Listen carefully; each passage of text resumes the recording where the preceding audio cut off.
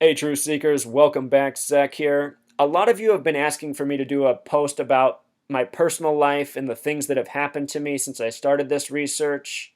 I've touched on it briefly in prior posts. In this post, I'm ready to come forth with this information.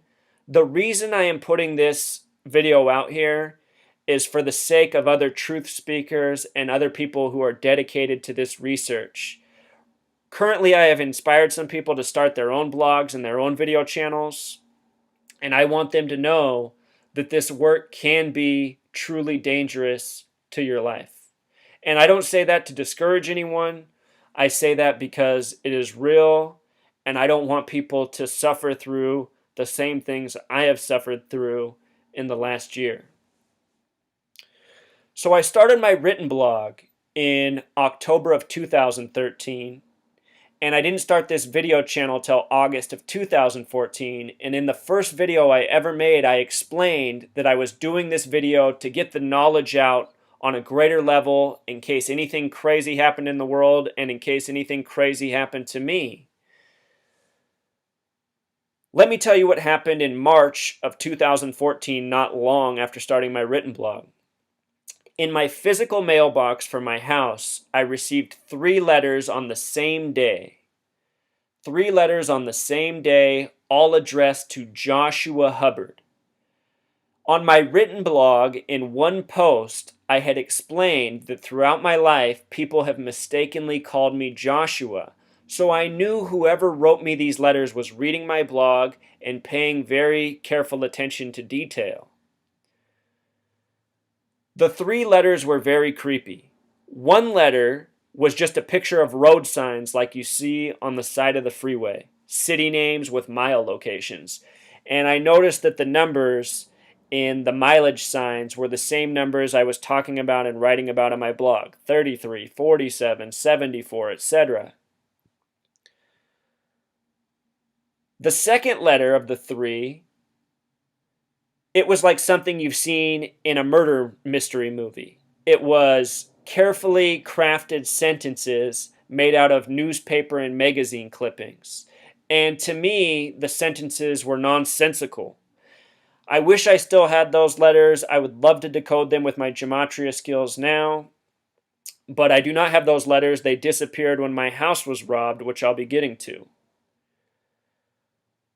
The third letter was the worst, Truth Seeker. It said, "Happy 33rd birthday, your last." And I was 30 years old at the time. What I didn't realize then that I realize now is the numerology of the day I turned 33 on. I'll turn 33 July 21st, 2016. 7 plus 21 plus 16 is 44. Not the friendliest number, as we have discussed many times on this video channel. So, quite threatening. But I did not let that discourage me. Like I said, I'm determined to do this work. I'm determined to get the truth out. I don't want to be intimidated. If people really intend to kill me, my message to them is bring it on. I'm ready to fight for it. Anyhow, after receiving those letters, not long after, I had 2 missionaries appear at my door, and they were like no other missionaries I had met before. They were older men, they had Scottish accents, and they weren't Jehovah's Witness or Mormon. I've only had Jehovah's Witness or Mormon come to my door. These men said they were Baptists. And the other thing that stood out about them to me is they didn't seem too interested in promoting their spirituality or their church. They seemed more interested in getting questions answered about me. I also noticed that after these men left my house, they walked straight off the block and didn't go to anybody else's house. So my flag was up. I was wondering in my mind if they were connected to the letters I received, since it happened in close proximity. Not long after that, maybe a couple months later, I had another really bizarre occurrence happen. I had a Freemason pull up behind me at a gas station in a massive white truck with Freemason plates and approach me and try to recruit me into joining his lodge. And I was polite to him. I listened to him. I accepted his pledge form. I wasn't disrespectful. What creeped me out is I noticed in the time he was at the gas station, he wasn't putting any gas in his vehicle. And I noticed that when I left, after I filled up, he left right behind me without ever getting any gas. And then making matters even creepier, on the way home, I was pulled over by a police officer, and I was pulled over for a phantom reason. The police officer said he pulled me over because I was on my cell phone, which was not true. I was not on my cell phone. And also, truth seeker, what you should know is I hadn't been pulled over in 15 years about. I hadn't been pulled over since I was 16 years old. I was nearly 31 at the time I was pulled over. It was just short of my 31st birthday in July. So, not long after that, I had another bizarre occurrence. I was at the grocery store getting my groceries, and I noticed while I was in the store, it seemed that there was a man who wasn't shopping, but instead was just following me around in the store. And when I left the store, my flag was up. From there, I had to go run a second errand. I had to go to a U-Haul station to get propane, fill up a propane tank. While I was at the U-Haul, this same man in the store who seemed to be following me was now standing in the U-Haul parking lot just staring at me. And when I saw this, I said to him, I said, "Excuse me." When I said that, he turned around and walked away. And I followed him for a brief while trying to get his attention.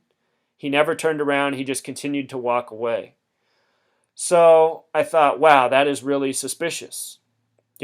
All these weird things happening. I felt like there were most definitely some eyes on me.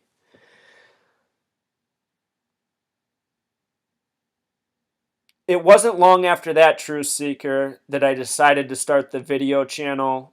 I thought, man, if something bad happens to me, I want to get this information out on a bigger level than it's out now, because at the time I had a blog that was getting maybe 500 readers a day, not very much. Once I got on YouTube, I saw that there was a much bigger audience. I had 500 views within hours, when before it had taken me months to earn that type of viewership on my written blog. So, not long after starting the video channel, what happened is there was a school shooting in Marysville, Washington, which is very close to where I lived by. And I did a video about it. I talked about what a weird coincidence that was. It happened on the 1-year anniversary of my written blog, that shooting, to the day. And here's, lo and behold, is this school shooting right in my backyard.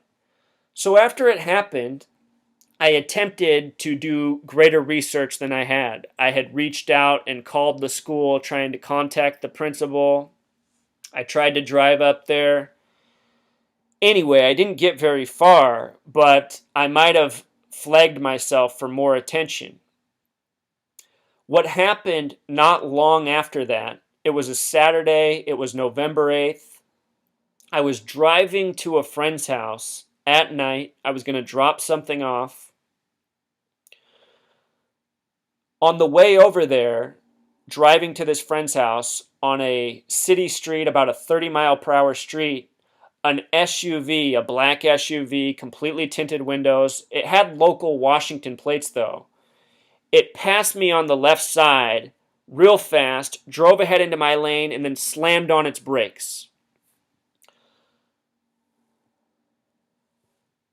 It just stood there in the middle of the road, parked in the lane I was driving in, so I was stopped behind it waiting for it to move. It didn't move for a good 20 seconds, so I decided I would drive around it on the left side. It's a 1 lane each way. When I tried to pass it on the left, what it did is it drove up maybe 100 yards, 200 yards, and then slammed on the brakes again. So I thought, what in the world? Are these some teenagers messing with me? What's going on here? So anyway, I waited again to see if it would move. It just stayed parked there. I decided I would try to drive past it again on the left side. When I did that, it started to drive forward, and it drove ahead, and lo and behold, it drove to the house I was going to, where it parked in front of the house, and then just left its engine on, idling in front of the house. When this happened, I called my friend, and I said, "Hey man, something really weird just happened." I explained to him what had just happened, and I said, "Now this vehicle somehow knew how to get to your house, and it's just sitting here in front of your house." I said, do you want me to come inside or should I just go home? I'm not trying to bring anything bad your way. He goes, well, how about I come out there? I said, no, no, no, don't come out here, man. I don't know what these people are about. I don't want to get you in any trouble. He said, well, just come in. We'll see what happens. So I got out of my vehicle. I walked inside. That vehicle that had just cut me off and now driven to his house just sat there idling. I went inside. I talked to him. I dropped off what I was dropping off. He asked me if he wanted me to come outside with him. I said, no, man, just stay inside. If anything happens outside, don't come outside. Just call the police. So I went back outside, walked to my vehicle. When I stepped into my vehicle, the SUV just accelerated off, took off into the night. Well, when I drove back home, something creepy had happened. My gate was wide open. My gate for my backyard was wide open. It's a gate that's latched. I've never seen it wide open before. It seemed that somebody had purposefully opened it all the way. So I was creeped out. I got on the friend. I called my other buddy who lives close to my house. And I said, hey, man, something weird just happened to me on the road. Now I'm home and something creepy's going on. Just stay on the phone with me while I check out my house and make sure everything's safe. Being the good friend that he was, he wanted to come over. But I said, no, man, just stay on the phone. I don't want anything bad happening to anybody besides myself if anything is planned here. So I went around the house. Everything seemed to be cool. I didn't see anything misplaced. It didn't seem like anybody had broken in.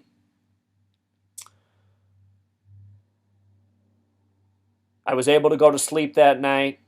Life seemed okay. The date of that was November 8th, True Seeker. At the time, I didn't know the Jewish gematria of 118. The word death happens to equal 118 in Jewish gematria. This was November 8th, 2014, also a date with 33 numerology.